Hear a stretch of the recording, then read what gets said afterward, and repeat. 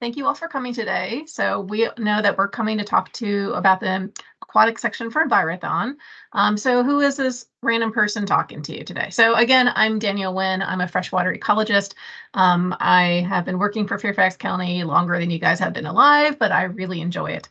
So I like using this picture just as a good example that I did not know what an ecologist was. I didn't know I wanted to be an ecologist. So when I was 10, I just liked being outside and going fishing and just enjoyed being out of nature, but I had no idea that ecology was even a profession, let alone something that I would end up loving and doing. So I just throw that out there every single time that you don't need to know what you want to be right now, even though you guys are high schoolers. That's cool. You can sometimes just learn as the days and years go on. But again, I have been an ecologist longer than you guys have been alive. It's a really fun discipline. So it's one that I always recommend if anyone's interested in science at all. It's a really fun one. So I am a freshwater, sorry, I have too many screens going on at once. Okay, so I'm a freshwater ecologist. So my job really is kind of like the Lorax. I tell the story of the stream. So unlike the Lorax, tell the story of the trees, I am the Lorax of the streams. So I tell the stories of the streams. So the reason that I am there in Fairfax County and me and my other freshwater ecologist is really to help protect those streams that are in good condition and identify and restore the streams that are in poor condition, because they are all important parts of our natural resources. So that is really why we have ecologists, again, is to identify which streams are to protect and identify which streams need to be restored. So kind of the larger question of why do we even do this? I'm sure you all heard of the Clean Water Act from the EPA. So that was done in the 70s when we recognized holistically that we need to identify and take care of our water because it's very important to us. So the EPA has created the Clean Water Act, and then they provide some of that, the ability to create laws and whatnot, the power, thank you, to different states. So in Virginia's a little weird. So we actually have two different environmental agencies in Virginia. So the EPA gives power to a group called the Department of Conservation and Recreation, and also the Department of Environmental Quality, or DEQ. So DEQ are the folks that actually give us a permit every year. And that permit allows us as Fairfax County to discharge water from our pipes into our natural streams. So part of what we have to do as ecologists is to monitor our streams for this permit compliance, and then we send that information to the state and they send that to EPA. So though it's very many steps removed, a lot of the work that I'm doing is very closely connected to the Clean Water Act. So the group that I work with is stormwater management. So I don't know, have you guys heard of stormwater? Do you have a good definition for what stormwater is? So if you have a good idea, you can put it in the chat. You could just unmute and just say, but what do you all think? What does stormwater mean?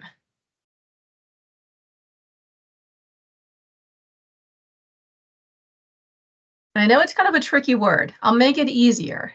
So what is this word?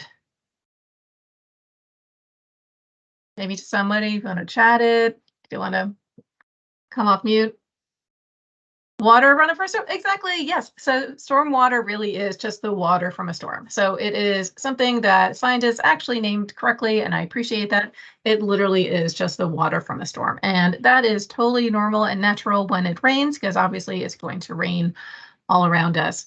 The issue is not when it rains. The issue is where does that water go after it rains?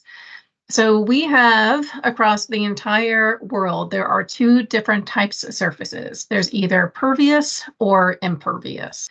Okay, so let's talk about what that means. So some of the times when I like to talk about pervious or impervious, I like to relate it back to like a Marvel superhero. So if I said I was a Marvel superhero and I was impervious to bullets, that usually means bullets can't go through me, right? So I'm like some kind of superhero, I'm magical skin, that can't go through me. Same idea with impervious surface. Instead of talking about bullets, which aren't great to talk about, we're talking about water. So an impervious surface is a surface that water can't go through, versus a pervious surface is a surface that water can go through. So in the picture over here, everything that is outlined in a color is an impervious surface. So we have large roads like 495 or 267. We have smaller roads, we have houses, we have townhouses, and we have parking lots, and we have schools and malls and libraries. So we have all of this extra impervious surface that is on our land because we developed it, and a lot less pervious land that water can normally flow through. So the issue that comes from that is, since there's not enough land for water to go through, we have this volume issue that we're dealing with stormwater runoff. So more and more we'll see things like flooding occurs because there's just not enough space for water to naturally flow into the land. So again, we'll see flooding, this volume issue. We also see a velocity issue. What we used to do in Fairfax County is we just wanted to get water away from building as fast as possible. So we would concrete streams or put streams in pipes. We did a lot of stupid stuff that we do not do anymore. But when that really fast moving water hits our natural stream bank, that water is going to start eroding our streams and our channels. And we'll see some pictures of what that looks like shortly in this presentation. So what stormwater management is doing, so what the group that I do works for, they're trying to manage that extra volume and velocity of stormwater runoff that we created by putting all this impervious surface on the ground. Does that kind of make sense, guys? You can maybe react a yes or no. Yes, fantastic, good. That is a big concept to go through. So thank you so much. I appreciate that. So, okay, so that's what stormwater management is kind of doing. So how do they do it? So we can manage our stormwater through two different means, either something that's structural or something that is non-structural. So a structural project could be anything like a pond. We have like 5,000 different ponds across the county. If you've seen these are not natural. They are all made for stormwater management. They're there to grab the water, slow the water down, and let it continue on at a slower rate. We also have lots of stream restorations where we found where the stream is reacting poorly to all the extra water, so we're restoring the streams. We also have smaller facilities. These are called either low impact development or green infrastructure. So things like rain gardens or filteras. You may have seen some of these at your schools. We often had installed these at schools, or other smaller stormwater management techniques. So again, structural, something that you would need like a truck to come in and dig the ground and move things or build something. There's also a non-structural aspect. So things like education, what we're doing today. There are things like planting, rain barrels, just communicating all the good work that we do, and we can help to entice and educate and raise awareness of the stormwater issues that each person can do and each person can manage to improve the stormwater around their home and where they live. So those are the two different ways that stormwater management can be helped, I guess. So what we really need to talk about is not just the streams, but kind of how do we kind of connect all the streams together. So we use them, or we talk about them in watersheds. Have you guys? Great question. Is planting structural and non-structural? We consider planting non-structural because it's something that we can do individually without me needing to go get like a backhoe or something like that. We do a lot of plantings. We do a lot of plantings throughout with different schools, the FCPS, but it's anything you can do also on your own. So unless you need some big construction equipment, we generally consider that non-structural. Same thing for rain barrels. The rain barrels you have to take out some of the gutter or some of the downspout and attach your rain barrel. We still would consider that non-structural. A really good question. So how do we organize? Thank you for asking it. How do we organize all these streams? Well, we organize them in units called watersheds. So the way that I describe a watershed is an area of land that drains to a specific water body, such as a stream, river, bay, or some body of water like that. And it's really important to remember when we're talking about watersheds, it is not just the streams. It's not just the streams. It is all the land that drains to that particular stream. So if I drop something over here on this little hill and it rains, the rain's going to pick it up and it's going to go down to this particular stream. So again, that connection between the land and the water is really important. And watersheds are divided by what we call watershed boundaries or watershed divides. And that's represented by this kind of hatched line like here. And you can kind of think about watersheds like the knuckles on my fist. If I hold my fist like this, my knuckles are that watershed divide. So it rains over here, the water's going to go this way to one watershed and one set of streams. But if it rains over here, the water's going to go this way to a different watershed and a different set of streams. So watersheds are very topography or geography based. Now here in Fairfax County, and apologies for the Loudoun County folk, this is very Fairfax County centric. So I am very sorry, but it's the same thing for you guys. There's watersheds everywhere. So for Fairfax County, at least, we have 30 major watersheds across the county. And everything that is in this black line right here is that watershed divide. Again, so this knuckle idea where the water is going to go this way to one watershed or this way to other watersheds.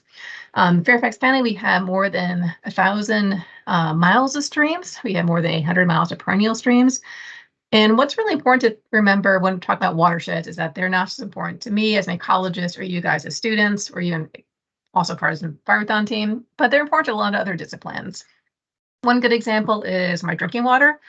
So hopefully you guys know where your drinking water comes from. In Fairfax County, we get our drinking water from one of two locations, either in the Potomac River near Great Falls and Difficult Run, or if in the southern part of the county, we get it from the Aquatic Reservoir off the Aquatic River. So it's important to remember that we are essentially drinking our streams. So that connection between the land and the quality of the water is really, really important to remember. Another random discipline that also looks at watersheds is VDOT. So VDOT is the Virginia Department of Transportation. They're the folks that build our roads and maintain our roads. You probably saw them out over the weekend, brightening and getting our streets ready for a storm that never happened. But they like building roads on watershed divides. Okay, so again, this is my watershed divide. Why would VDOT, do you think? Why would VDOT build a road on a watershed divide? What is that road going to naturally not do? No flooding, really good, exactly. So if I build my road on this watershed divide, it's a natural way to make sure that my roads aren't going to flood. So at least for here in Fairfax County, and again, apologies, I don't know Loudoun that well, but for example, 95 is built on the watershed divide between Acton Creek and Pohick Creek. So again, it's just a great way for VDOT to make sure that its roads won't flood is by looking at watersheds and building their roads on watershed divides.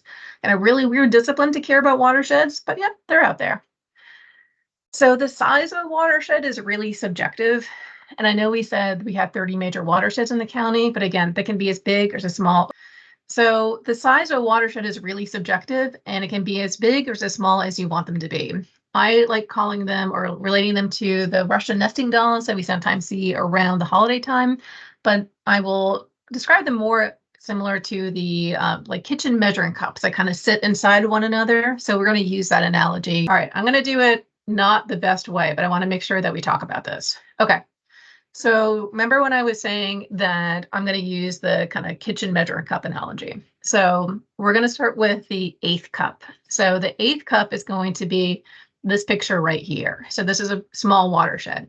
So this is the government center. This is where I have my office. Actually, it's just right over here. And the light blue line is that watershed divide, okay? So when it rains on the government center here, it's going to go down to the stream, down to this pond, and over here. But if it rains in Ashley over here, it's going to go to a slightly different set of streams, a slightly different set of ponds. So this area is, gosh, it's not that big. It's just a few acres. So if you want to go the next size up, we'll say the 1/4 cup. This is going to be awkward, guys, sorry. The 1/4 cup, we're going to say, is this sub watershed. So this is 100 to 300 acres. So this is called the Upper Difficult Run watershed. This red star is the government center. So these are the 2 streams that go around the government center. Then they all kind of collect together to go to the large stream, which is called the Upper Difficult Run sub watershed. Again, this is like 100 to 300 acres. The next size up would be this guy. So again, this is Fairfax County. Difficult Run is about 50 square miles. It is one of the largest watersheds in the county. So that means, again, anything that falls on the government center will eventually go into Mainstem Difficult Run. And then everything across Fairfax County, across 6 different states, is going to go into the Chesapeake Bay watershed. So here are the 6 different states that lead to the Chesapeake Bay. Chesapeake Bay is 64,000 square miles. Actually, let me let this get going again so I can make it a little bit bigger. Can you guys see all that? Okay, perfect. So this is the Chesapeake Bay watershed. And this is DC, this is us in Fairfax, this is the Potomac River. Now this is really important. So what is this? So this is a picture taken a few hours after a rain event has started. Separating difficult run, another, okay, cool. I will answer that in one sec. So what this is a few hours after a rain event has started. So again, rain's had a few hours to hit DC, hit Fairfax, pick up some stuff, and make its way down into the Potomac River. If we took this picture again in a few hours, all of this sediment, this kind of gross looking water, would be all the way down into the Chesapeake Bay. Can you see the states that go to Chesapeake Bay again? Yes, hold on, because I don't want to mess them up.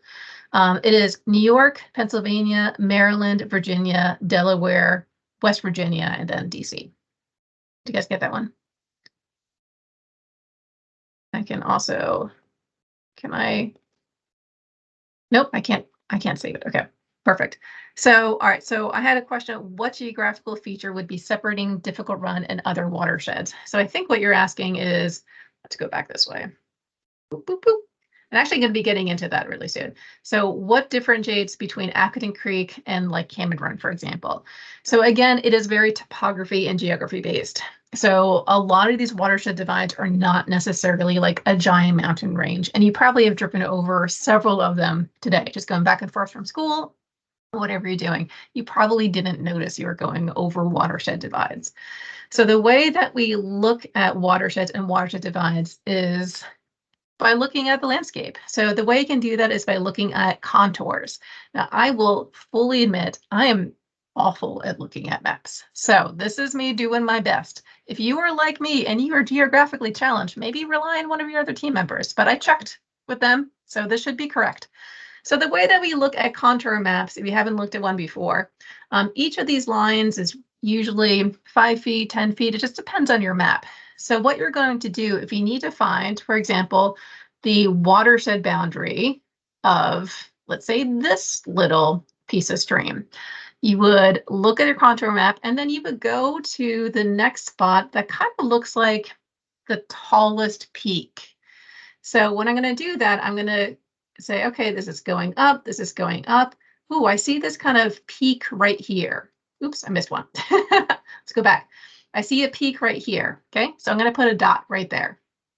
And I'm going to keep going. Where else do I see a peak? I see a peak here.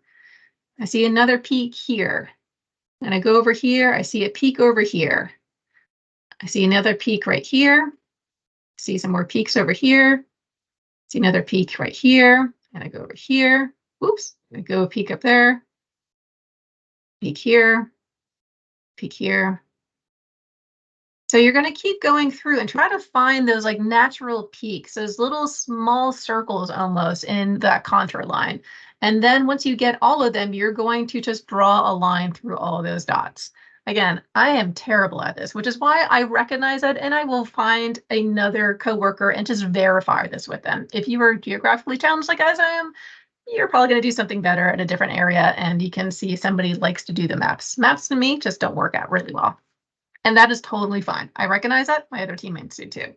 But again, the way that you would look at a watershed boundary is by looking at those peaks of small little bubbles. That's going to be the tallest part in that watershed. And then you just kind of connect the dots. So again, these aren't necessarily high mountain ranges. It's probably just a few feet one way or the other. But that's how we create watershed divides. Does that make sense, everyone? You're going to just do your best. I will say something like this is going to be on a test. So just take a look, try it out, do your best. This is hard for me. Okay, so now that we know how to create the watershed boundary and what watersheds are, let's talk about how do we define streams. So we talk about streams in different orders. So at the very tippy top where a stream starts, we'll consider those first order. So they're the first part of the stream that's coming out of the ground. So when two first orders get together, they have a little second order baby. And then when two second orders come together, they have a third order. And then when two third orders come together, they make a fourth order. Now, the thing to remember is just if a first order, so you can find it, if a first order comes together with a second order, it stays a second order, right? So you need two of the same thing to go to that next level. So that's really important. So again, if I had two first orders come together, that's a second order.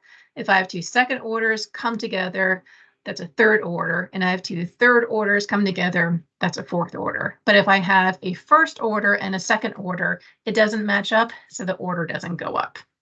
So this is for identifying stream order. So again, this is just saying, hey, this is a first order stream, this is a second order stream. This more makes sense for someone like me, for what if I'm going to go out to a stream and assess the stream. Knowing the order of the stream usually gives me an idea of what that stream is going to look like, how wide it's going to be, kind of some general indicators of that stream. Sometimes I'll judge a first order stream very differently than a fourth order stream, just knowing how different those streams are. And we'll talk about that in the river continuum theory. That's kind of at the end of the presentation.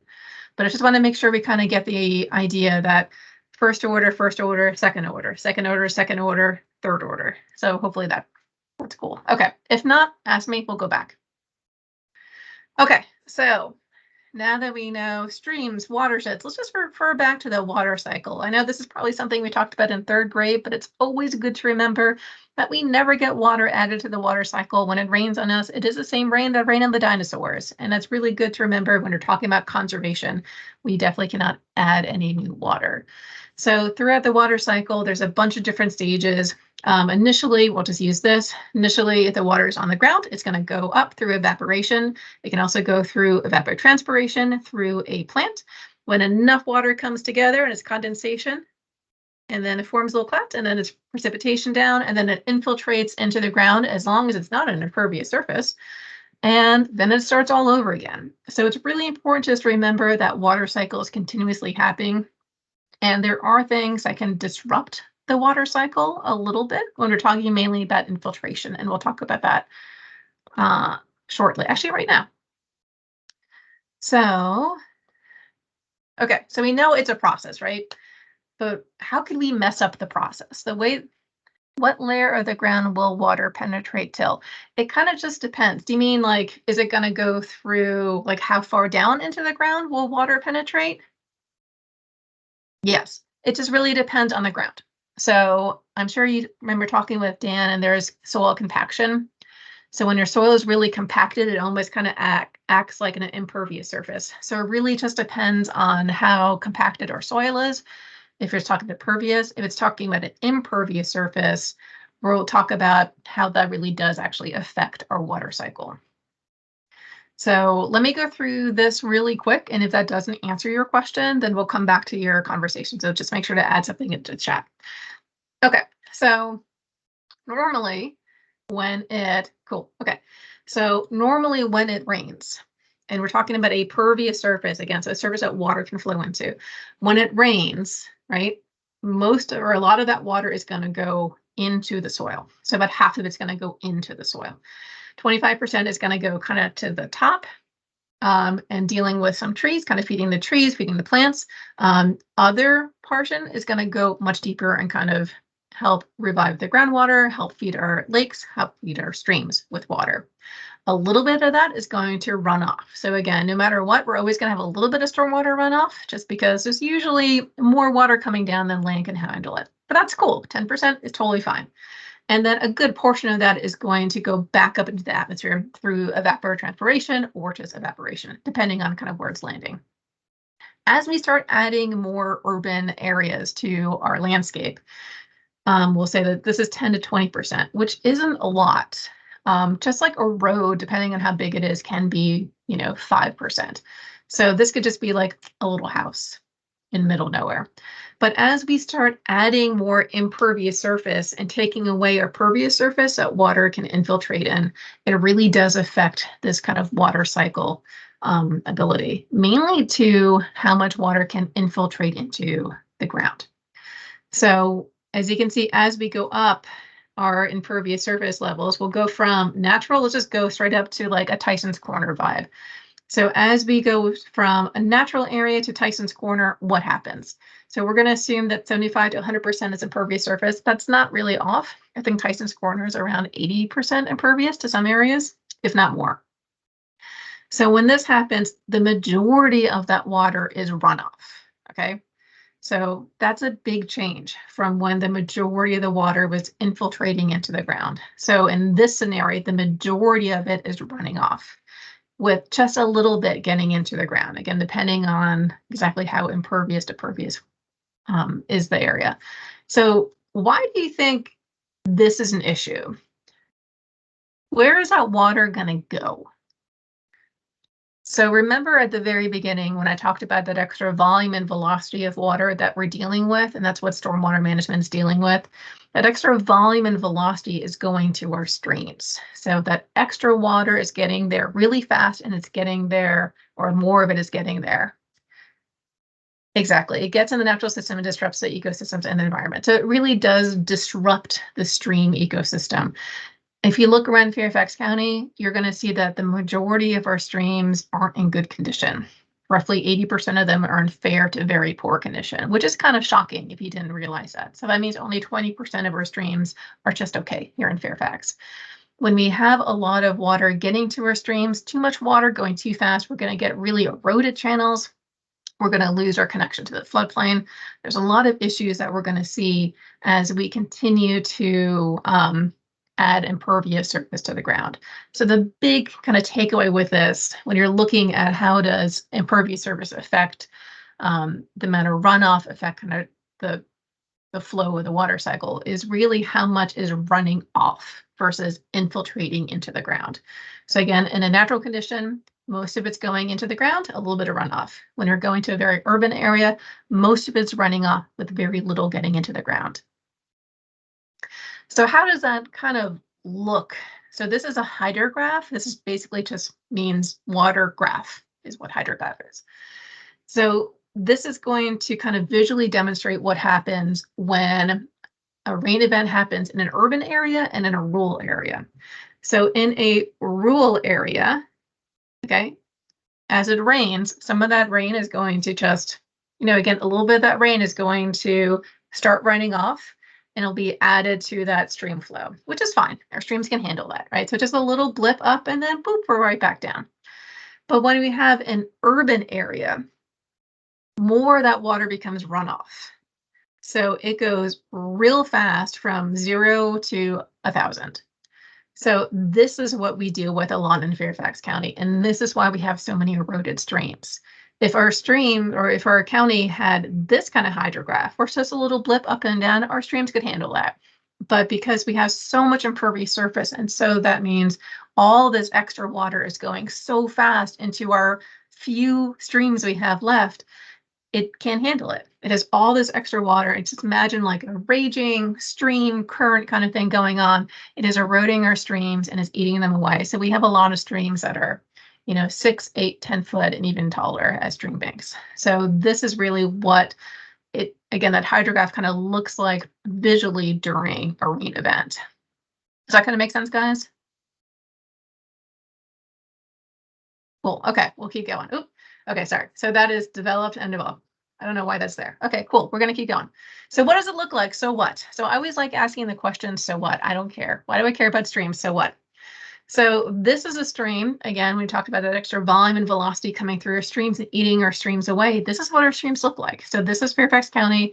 This is one of my coworkers, Takesha. She's like 5'4". So she's standing in the stream. Okay, so we can see like how many Takeshas have eroded over the years, right?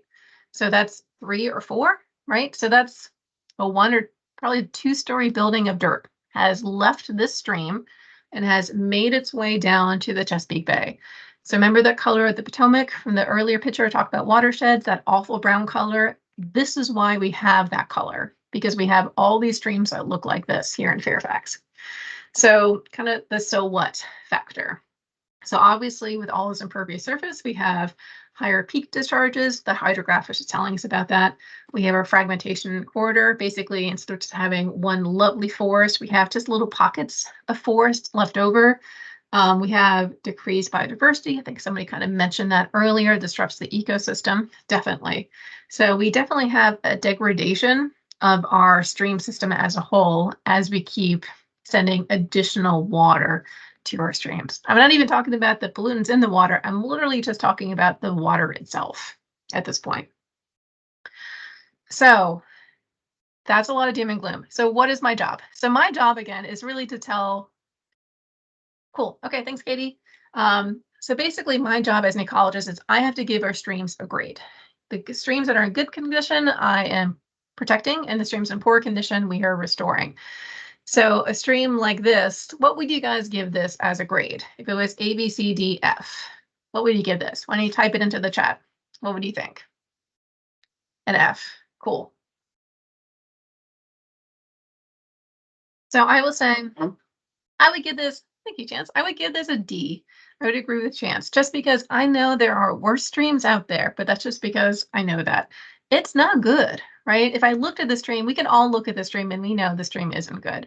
There's a lot of issues going on in the stream, but I need to give my streams very specific grades. So for me to do that, I have to use a series of indicators to allow me to give our streams a very specific grade. So an indicator is a way that I can answer an abstract question like, hey, stream, how you doing? By measuring something finite, like how many insects are in the stream, how many fish are in the stream, what is the water chemistry, and what is the shape of the stream. So we're going to talk about a few of these today. But across Fairfax County, we aren't finding, again, great things. We have 1.1, almost 1.2 million people in the county. We have more people in the county than 6 states have across the entire state. So because of all that, we have a lot of issues. So we can have anything from sediment getting into our streams. We have issues with people washing their cars right in front of their streams or storm drains. We definitely have too much trash. And we also have some illicit connections to stormwater pipes. This is one that we found where it was a t-shirt dyeing company accidentally didn't know that their floor drains in their building led to the stream instead of to wastewater. So it's something that we were able to track down. It wasn't like an evil t-shirt dyeing company. They didn't know. It was just something we found while we were out monitoring. We had to actually go up and we could close the business down and had them redo their plumbing. So we found all kinds of things out in the streams. But a lot of these are just everyday behaviors that if people were more aware, maybe they wouldn't be doing them as much. You know, things like littering is just something that people don't recognize. What's the big deal? And kind of the way I like to think about that is, we'll just say there's 1 million people in the county, just to make math easier. If each person for one day dropped just one thing, and littered just one thing, how many pieces of litter would that be? What do you think? You can put it in the chat. Yeah, 1 mil. What if each person, what if all of us just dropped one thing one day for a week? How many pieces of litter is now in our streams?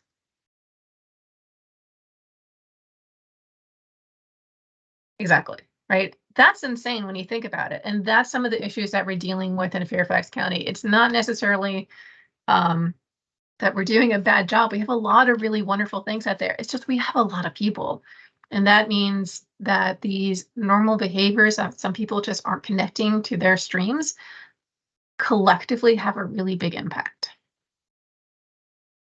So again, how do we measure things? So we look at a bunch of different indicators. One of them is called benthic macroinvertebrates. This is a big word. We can break it down. Benthic just means bottom. Macro, do we know macro?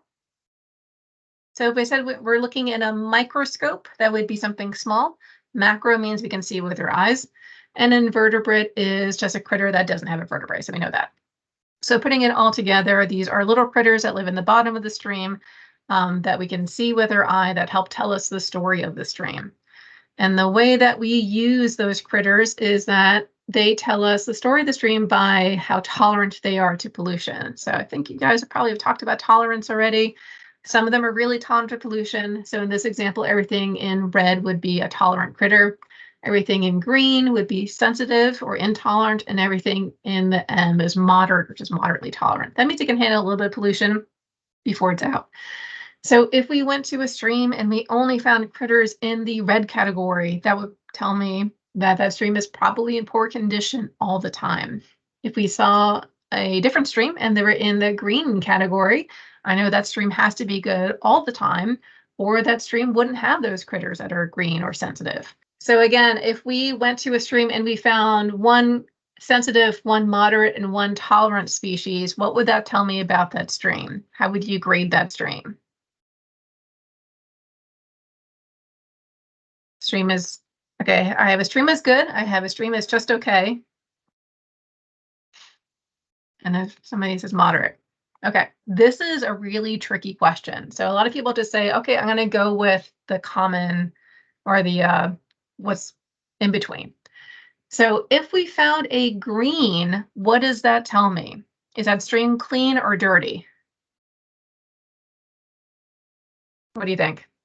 Clean. It has to be clean, right? Or that critter, we'll just use a stonefly, for example, or that critter is not going to be there.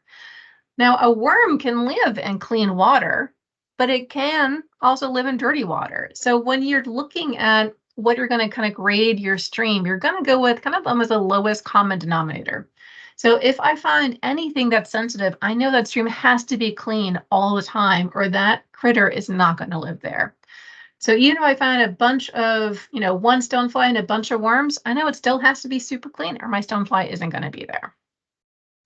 So I'm going to just go through this real quick. So there's a lot of different critters in our streams. If you didn't know, there's a lot of things that you probably have seen that you don't know what they are. Oh, that's really loud. Okay, just ignore the volume for right now.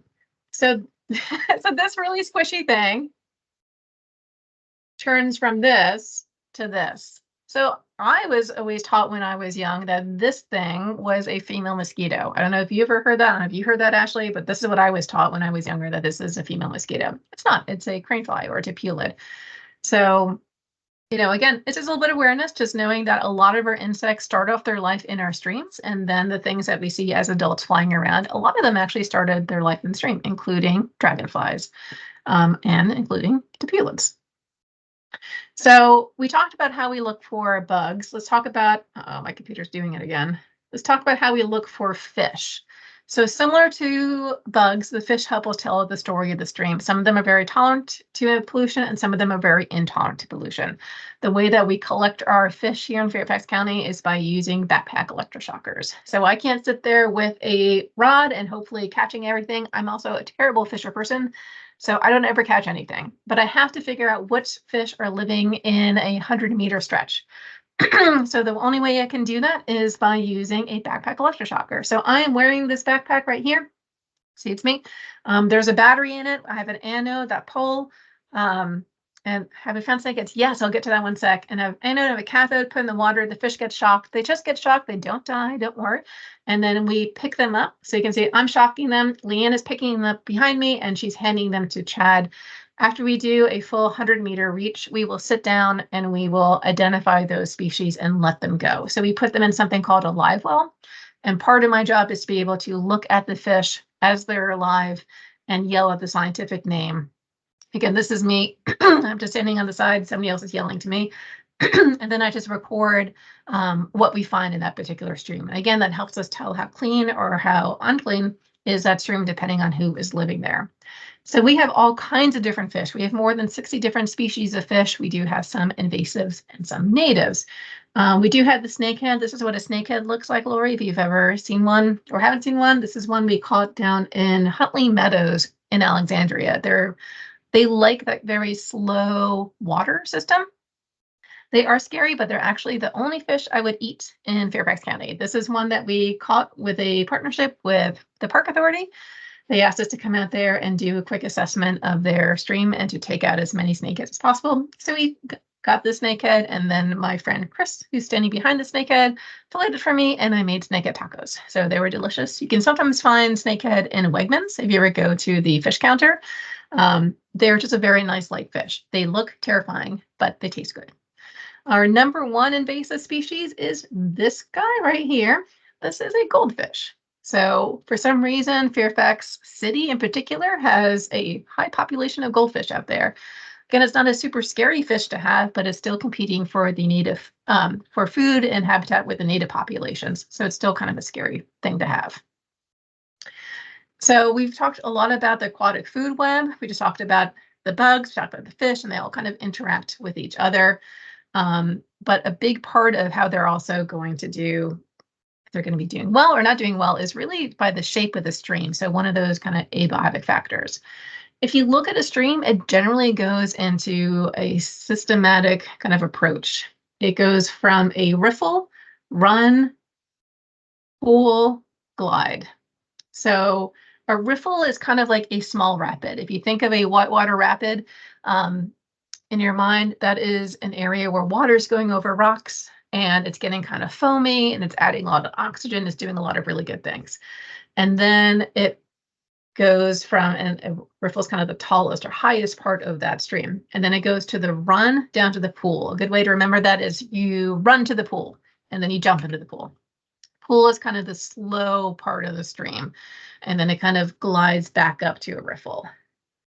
So this is really important because different areas of the stream have a better connection to our floodplain. And sometimes as we have too much water coming into our streams and it continues to erode away our stream banks, it loses its connection to the floodplain. And that is really damaging because if a stream could only or can't get out, all that extra water that's kind of rushing through can't get out to slow down. It just continues to eat away at the stream and just make it even deeper or even wider.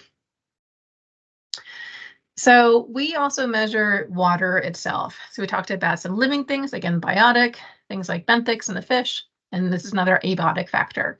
So the water, as a freshwater ecologist, is very important to me. So we do a lot of just general water chemistry monitoring, things like temperature, dissolved oxygen, specific conductance, pH, and then turbidity.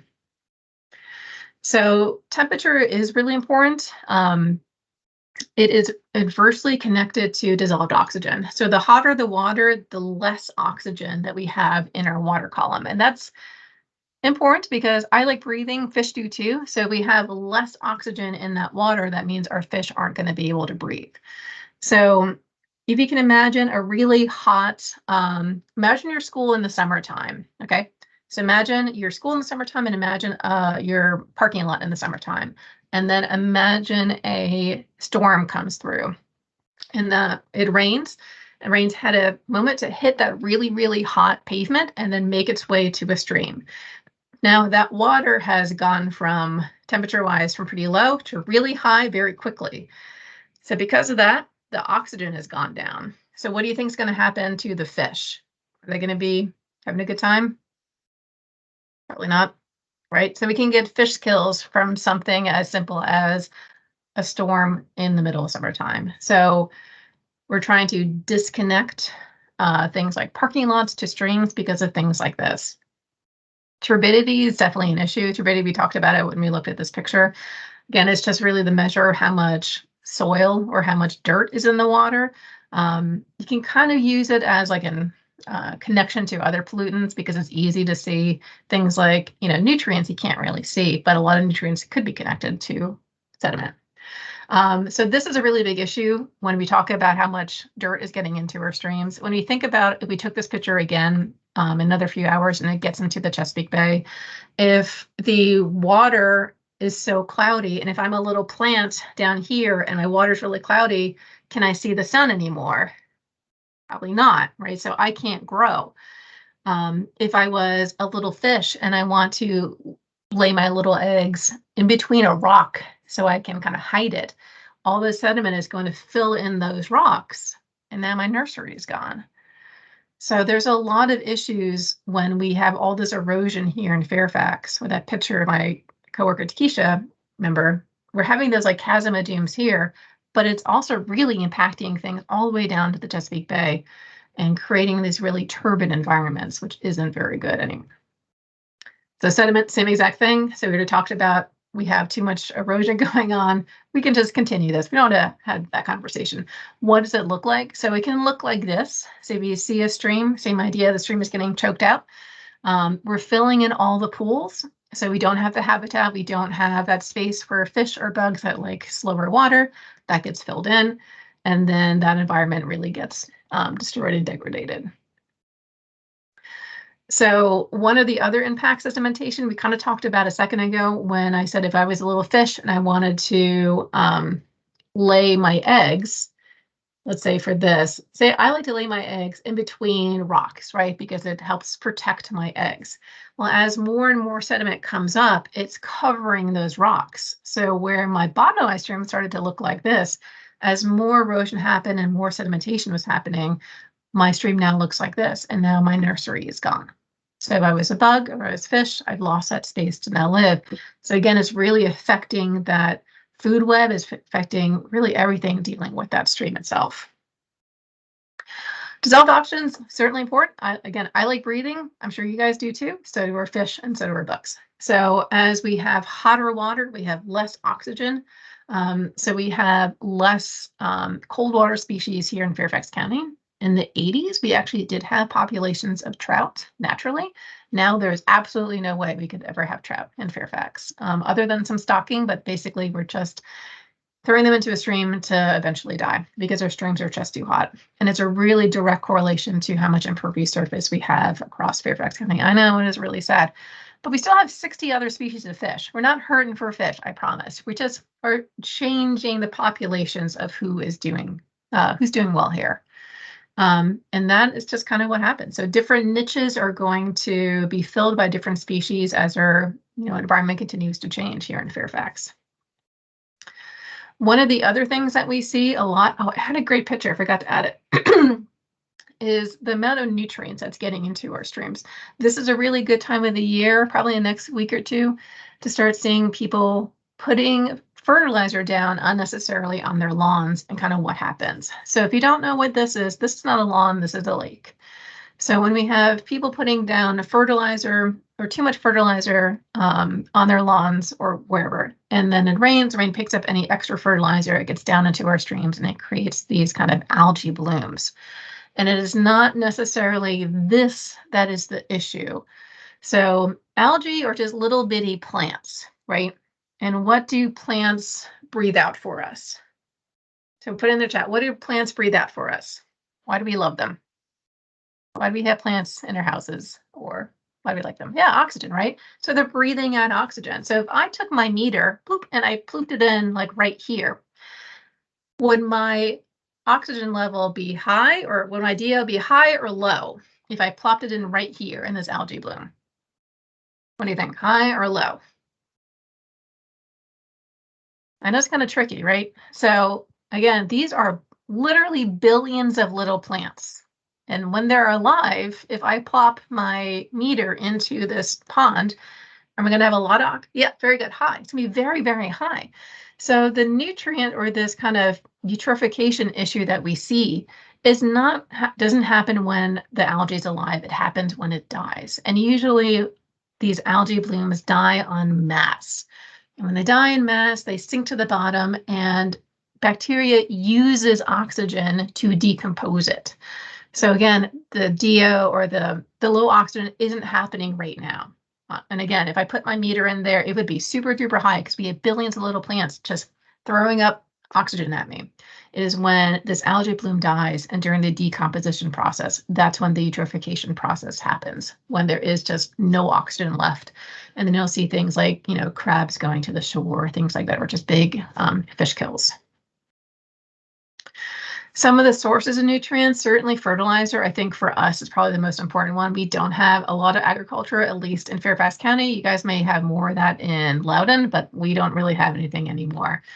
It can also be a source if we have a sewage overflow. That does also have nutrients that can impact, but the majority, at least for Fairfax County, is really just fertilizer being put on unnecessarily on different landscapes.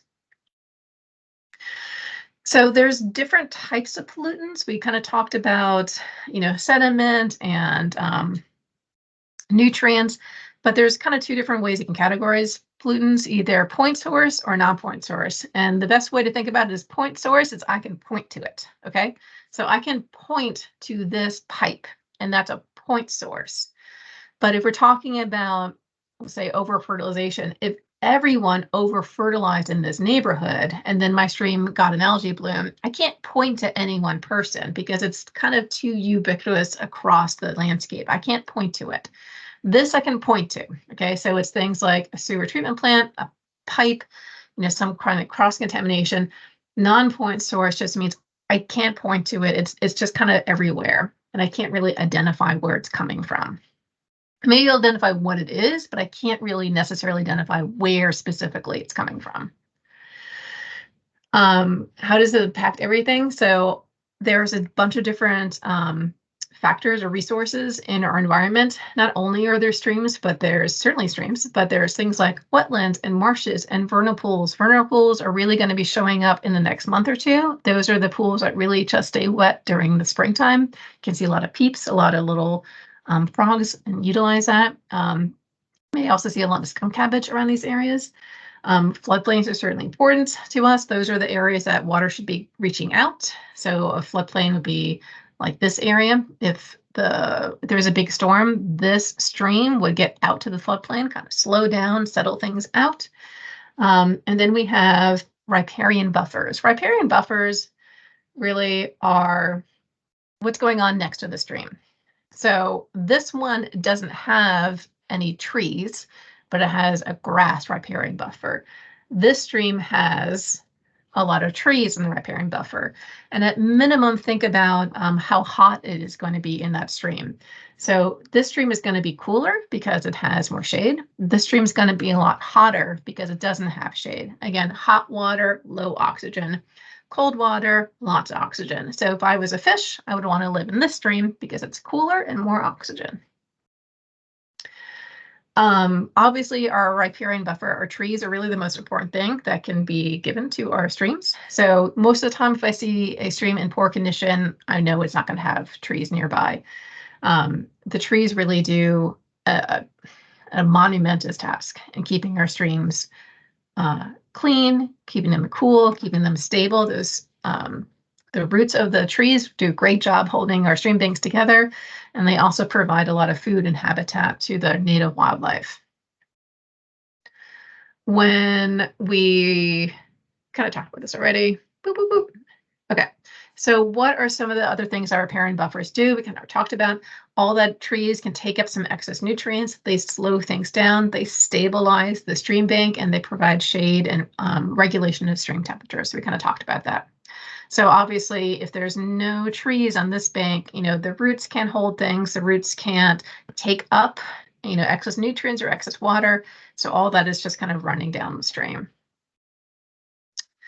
Let us go. Okay, so let's talk about quickly the stream continuum concept. And this, I think, is the last few slides.